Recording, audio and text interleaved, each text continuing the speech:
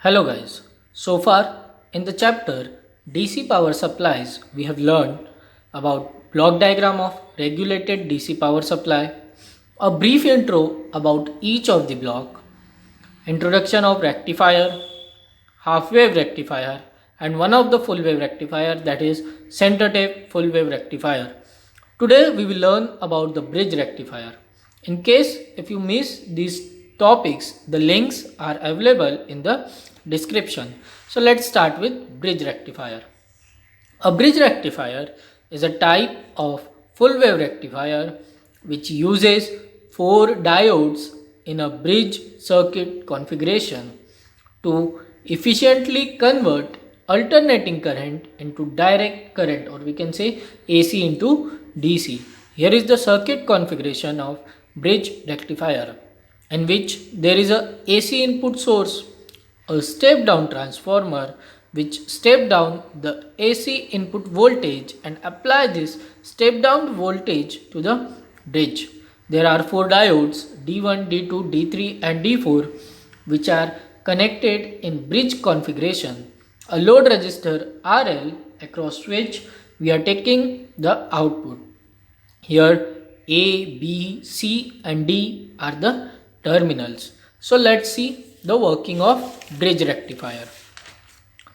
During the positive half cycle, the terminal A become positive and the terminal B become negative. Now the diode D1.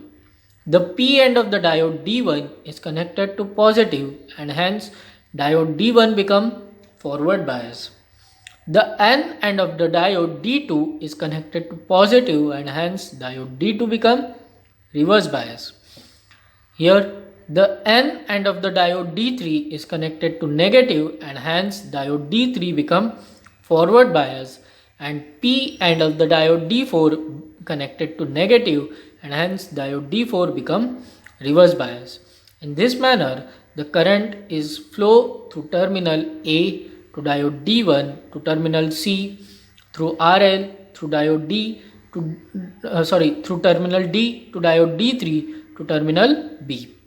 In this manner a current is allowed to flow through diode D1 and diode D3 and hence we will able to take the output across RL, and here is the output when positive half cycle is applied. The current is flow through diode D1 and D3 from terminal A to terminal B. Now during the negative half cycle, the terminal A become negative and the terminal B become positive. Now the diode D1. The P end of the diode D1 is connected to negative and hence diode D1 become reverse bias. The N end of the diode D2 is connected to negative and hence diode D2 become forward bias. The N end of the diode D3 connected to positive and hence diode D3 become reverse bias, while the P end of the diode D4 is connected to positive and hence diode D4 become forward bias. In this case the current flows through terminal B to diode D4 to terminal C, through RL to terminal D to diode D2 to terminal A. In this manner the current is flow through diode D4 and D2 and hence we are able to take the output across load resistor RL. Hence we can say that during the negative half cycle the current is flow through diode D4 and D2 from terminal B to terminal A.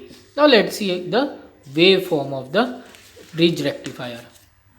Here is the waveform of bridge rectifier where it is a AC input. Now during the positive half cycle the diode D1 and D3 are the forward bias and hence they allow the flow of current. During the negative half cycle the diode D2 and D4 are become forward bias and hence they allow the flow of current, and hence we are getting a pulsating DC output, or we can say a rectified DC output. If we talk about the average DC voltage, then it is similar to the center tape full wave rectifier, that is 2 multiplied by Vp upon pi, that is equal to 0.636 multiplied by Vp, and the maximum efficiency is also equal to the center tape full wave rectifier, that is 81.2%. That's all about today's lecture. In next lecture, we will learn about ripple and ripple factor. Thank you.